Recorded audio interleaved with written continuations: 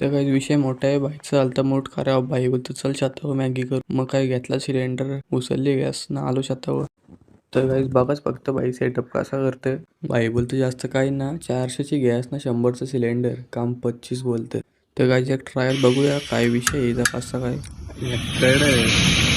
मग काय टाकला टोपशीन पाणी ना दिला धनवलींचा भाषा. विषय कसं दुसरं कोणती गरज बिरत ना भाई, दोघा झाल्या मस्त की कोणाला विचारलं की नाही.